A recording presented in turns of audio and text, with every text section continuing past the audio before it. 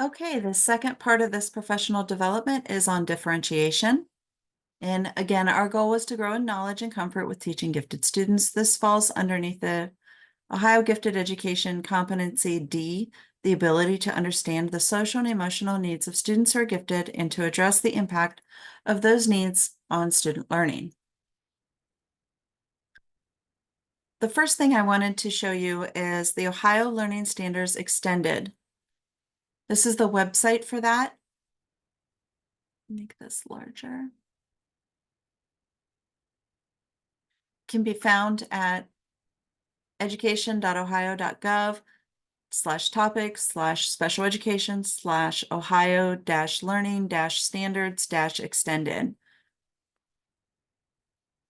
The reason I wanted to point these out for you for gifted students is they are used for special education, and sometimes those are the only teachers that are aware that there is an extended version of the content standards.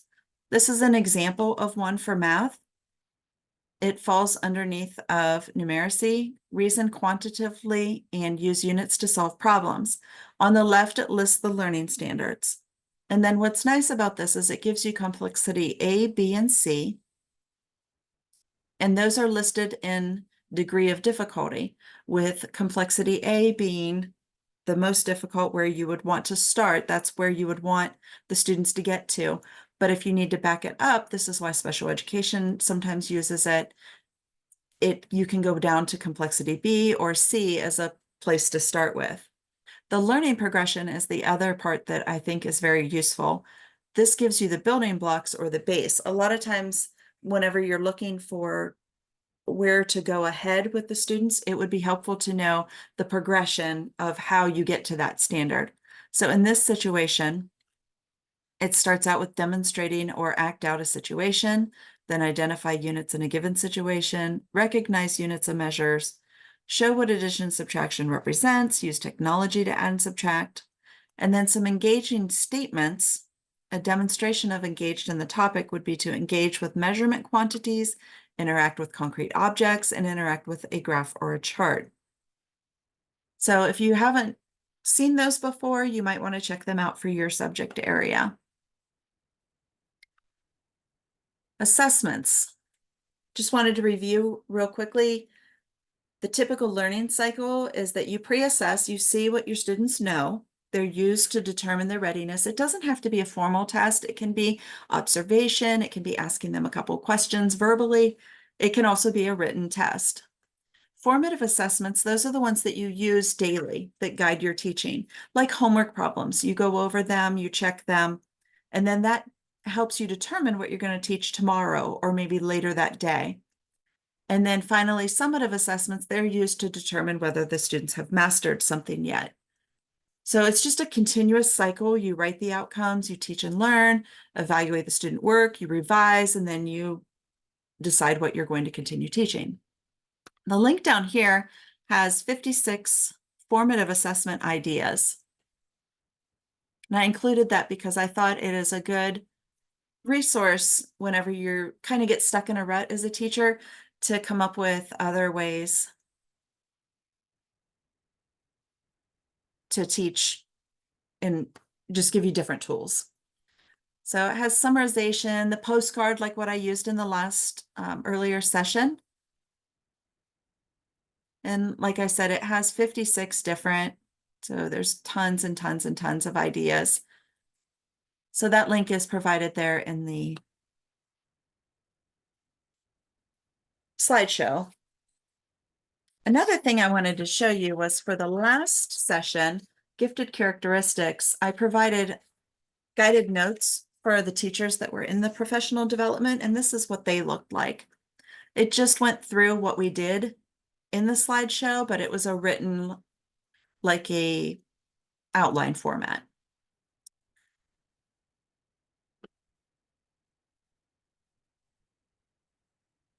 Differentiating and tiering, that is when you're going to alter content, product, or process in order to best fit the ability of the students.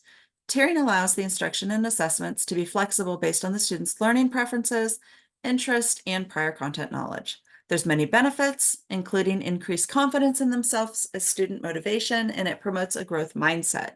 The focus becomes more on everyone learning rather than just knowing enough to pass a test.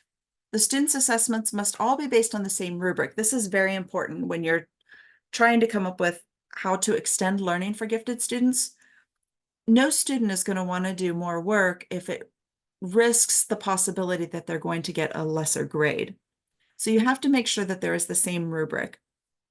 They'll all be learning at their own levels, but the grades will reflect their ability to perform on the current grade level standards.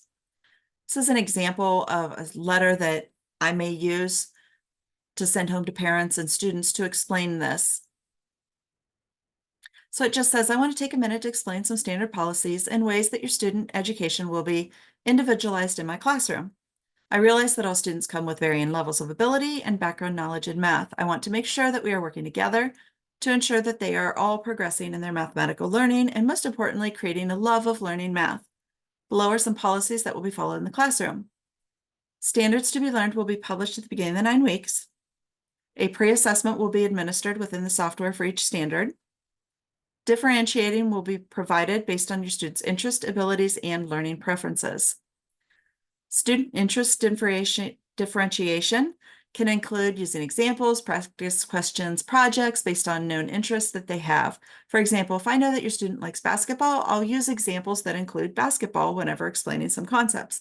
Your student will also be able to use their interest when choosing their projects. Student abilities tiering can include different levels of questioning in class.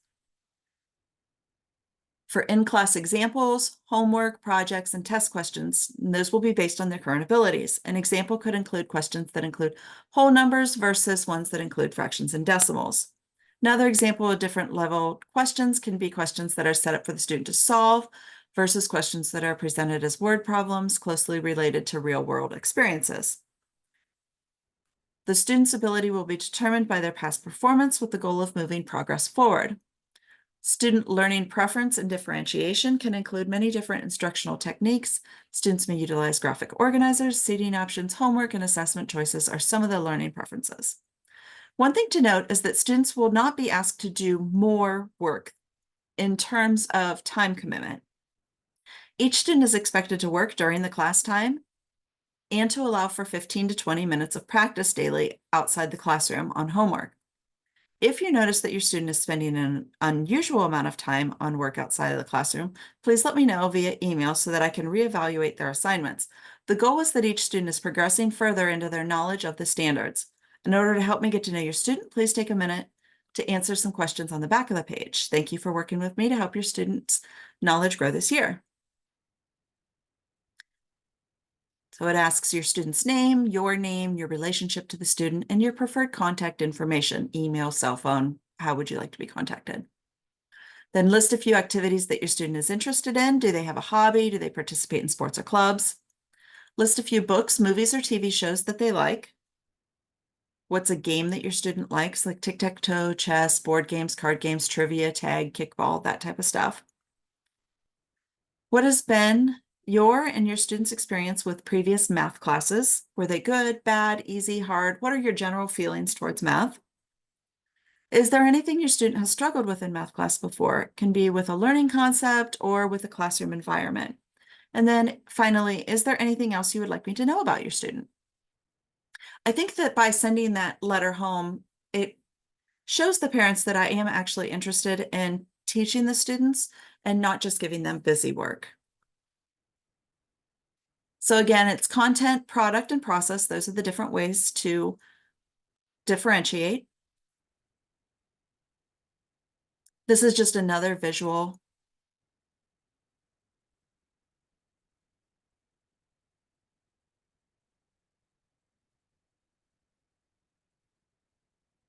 Here we go. So contact the information and ideas will be different. You could give them different levels of reading. You could give them different questions, different problems. The process is how they make sense of the work. The product is what they produce at the end to show that they've learned it. And the environment is the climate or the tone of the classroom. You can change that. It will be based on their readiness, interest, and learning profile. 6 ways to tier assignments are the challenge level, like refer to Bloom's taxonomy, whether that's apply level, analyze, evaluate, knowledge. Complexity is simple complications or complex calculations in math. Resources, given them different reading levels, different content levels. The outcome would be how they show what they have learned, whether they can identify, illustrate, extend information, or apply. The process, what research they do using publications or interviews, and then the product that they produce. You may use Gardner's multiple intelligences to narrow down which products they would prefer.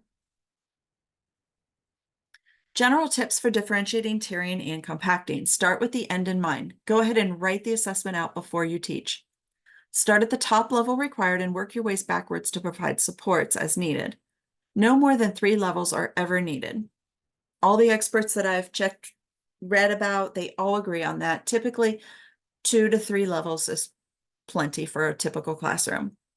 Be equally enthusiastic about the different tasks. Don't give one group a task where you're like, okay, complete this worksheet. And then this other group, a really cool task, we're going to make a song or we're going to make a dance, or make it so it's equally enthusiastic, stuff that both groups would like to do.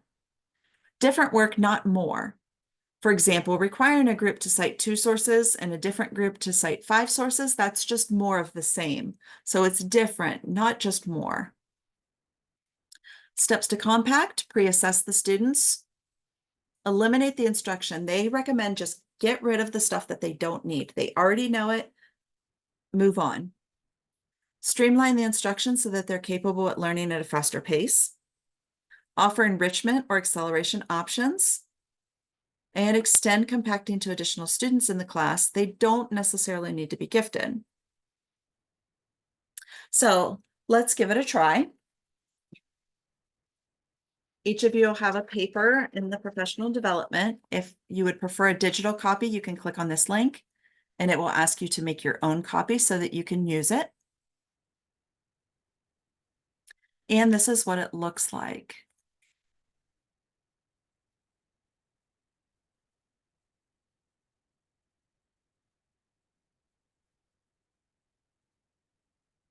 The first side of the paper walks you through the steps of differentiating and tiering assignments. The first step includes to pick a learning standard. What are you going to teach in this lesson? I think you should pick big key concepts when you're first starting this. Like, for example, in the math classroom, I could say solving equations.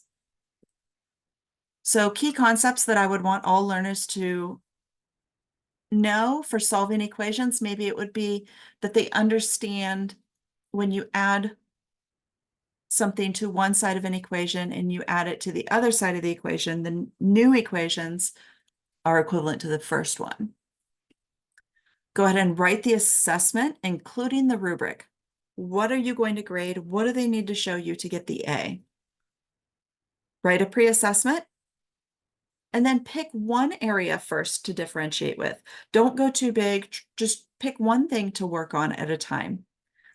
So maybe you're gonna alter the content. That's my favorite in math to change for different students, just because some students are comfortable with fractions, some are not, some are comfortable with word problems, some are not, and you can very easily in math change the content and still be working on the same standards. Write 2 to 3 levels of the differentiated content, product, or process.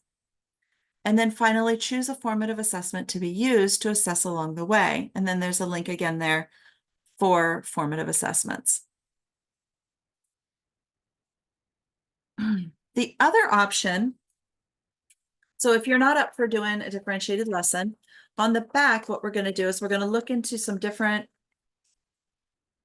resources that I've compiled here. So if you don't have a specific standard you'd like to work on, please choose one tool listed below to explore and how it could be used to differentiate lessons for gifted students. Be prepared to share a little summary about it. There's Powtoon, Nearpod, Pear Deck, VoiceThread, Prezi, Podcast, TezTeach, Kahoot, Quizzes, Blookit, Edpuzzle, Khan Academy Mappers, which is different. It includes you put in your students' MAP scores, and then Khan Academy accommodates to what their scores were. There's a link here to the 56 formative assessments if you'd like to look into that further. There are many simulators for math and science on the website phet.colorado.edu. Those are math and science simulators that are really good, created by professors and students at the University of Colorado. Khan Academy mappers, it's listed again, sorry about that. Simulators for social studies. This one includes Revolutionary War and strategy games. And then the Gifted Guy resources, this one I'm going to click on to show you. It has tons and tons of resources on it. I found it because I bought one of his books off of Amazon. It wasn't very expensive. I want to say it was around $30, but most of the stuff that's in the book is also on this website. One of the things I really liked, so he's got tons and tons of information, and all of this you can click on it and it will give you more information about it. But all the way at the bottom, in my classroom, I always had a bulletin board that had problems on it, like Sudoku puzzles, logic puzzles, just different logical type thinking papers that the students can just grab one and they can go work on it if they want to. I also allowed them to take them if they needed something to do during study hall. But they were just little problems that would make their brain think a little bit differently. So at the bottom of his website, he includes different puzzle packs, Sudoku, cryptograms, logic grid puzzles, some brain teasers, board games, and riddles. So I thought that was nice that he included that down there. And in his book, he actually goes through with the educational backing that supports using enrichment activities like puzzles and logic games in the classroom.